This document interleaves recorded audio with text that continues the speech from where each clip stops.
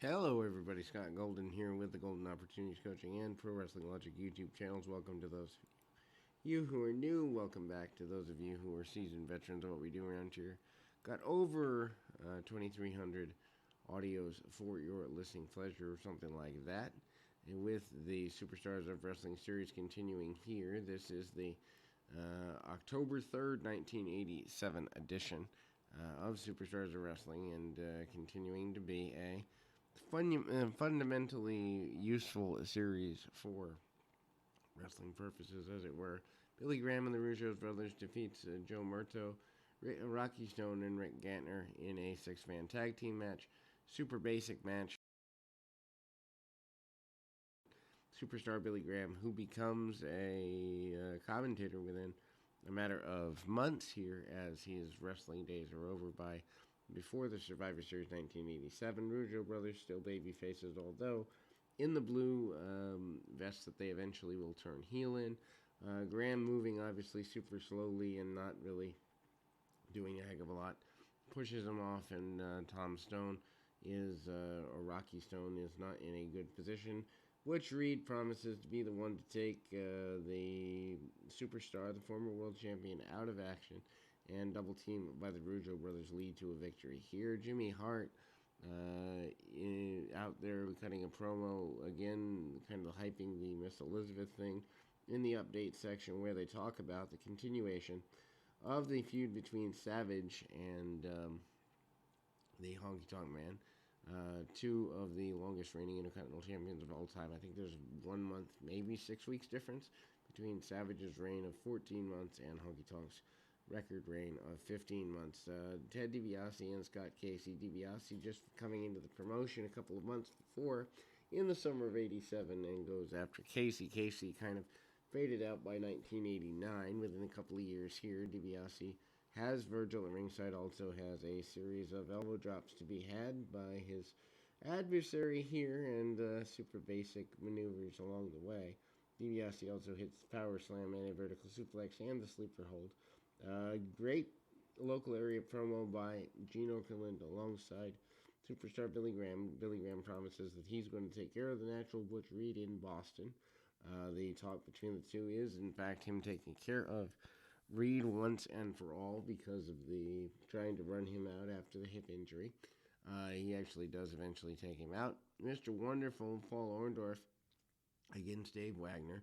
Bobby Heenan basically saying that Rick Rude is going to run Paul Orndorff out of the WWF, actually runs him out of wrestling a little bit, or for a while anyway. Anyway, Orndorff manages a drop kick and a couple of punches, kicks, and ultimately a quick victory with a pile driver. Rood and Heenan watching on from the podium, and Orndorff, who obviously is not in the best shape, still manages to do everything he can there as far as getting things under control. Randy Savage cuts a local area promo talking about his desire to get rid of the Honky Tonk Man once and for all.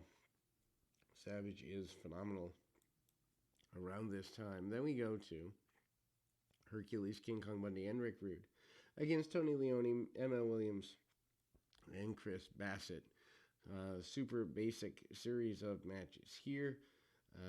And obviously Rude, kind of the highlighted guy. They even call him the newest member of the Heenan family. Rude coming in from World Class at the time. If you haven't checked out our World Class series, worth doing, as both Rude and Bundy had runs through there, as well as Mid-South for Bundy at least. Anyway, so punch kick, and Hercules is highlighted as well. Kind of the backbreaker. Rude hits the Rude Awakening, and away we go.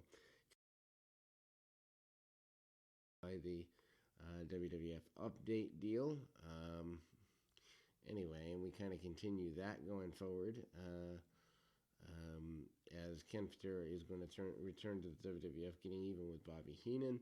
Mr. Fuji up next. Killer Khan is who he presents, as Killer Khan had been doing the Hulk Hogan round the loop at the time through the summer, so still finishing up his last few television tapings here. Khan comes out with punches, kicks, chops to the throat, a second rope on the inside knee drop, and a win for Killer Khan. We then go to the nature of Junkyard Dog and Ivan Potsky against Mike Poland and Chris Curtis, although there is the review several times of the layout of the Strike Force team, Martel and Santana, in a brawl. The Islanders lay them out with a chair, Bobby Heenan orchestrating that, and ultimately that's a pretty big thing. Junkyard Dog doesn't really have much to do, so they put him with Potsky here. Punch kick, and Junkyard Dog hits the power slam and a Polish hammer from Ivan Potsky. Potsky in 87, not a pretty thing to watch by any stretch of the imagination, but they do manage to get the victory here as they're walking back through. Anyway, Gene Okerlund once again. Here's from Natural Butch Reed promising to get rid of the superstar Billy Graham, and we will be back with more right after this.